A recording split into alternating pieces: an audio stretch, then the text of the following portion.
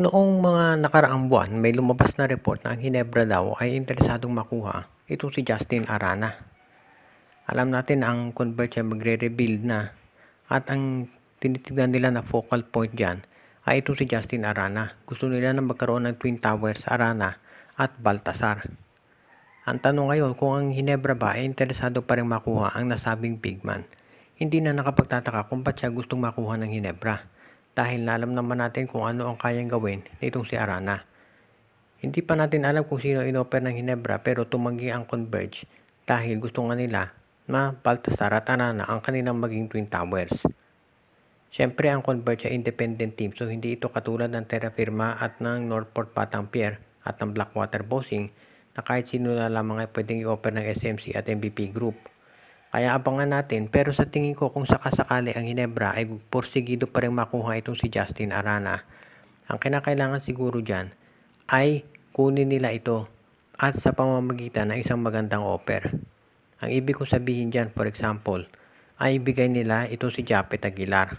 Kung kinakailangan magsama pa sila ng isa pang draft pick o kaya ng isa pang player. Si Japet Aguilar ay isang experienced player at 6'9 yan. Hindi yan basta-basta yung player na masasabi natin na patapon. Kaya sa tingin ko magiging okay na yung ganyang offer. Sabihin man natin na mas matanda na si Japet kay Justin Arana. Pero meron niya experience at magiging magandang mentor yon para kay Justin Baltasar. At isa pa, kung dadagdagan ng Hinebra ng iba pang players yan, bukod dito kay Aguilar, baka mapapayag na itong Converge Fiber Xers. Kung yan nga ay mangyayari, masasabi natin na itong Hinebra ay masisecure na future kung makuha nila si Justin Arana. Dahil isipin mo na lamang kung meron kang Arana at Christian Stan Hardinger, yan na siguro magiging pinaka-formidable na frontcourt sa PBA. Dahil alam natin kung ano ang kayang gawin ng dalawang nabanggit na players. Kaya sa tingin ko itong Hinebra, kung talagang gusto nilang makuha itong si Arana, ay dapat silang mag-consider na equal value ang ibigay nila. Dahil kung isang second round pick lang ibibigay nila, syempre hindi papayag ang Converge.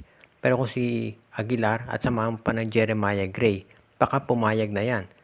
Kaya sa tingin ko, kinakailangan pag-aralan itong mabuti ng SMC.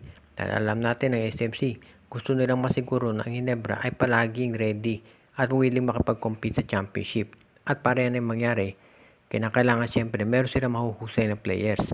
Dahil syempre tinitignan din ng Hinebra yung posibilidad na kapag nagsama nga to si Arana at si Baltasar, ay magiging very formidable ng Converge at mapapahihirapan pa itong San Miguel at Hinebra at Magnolia.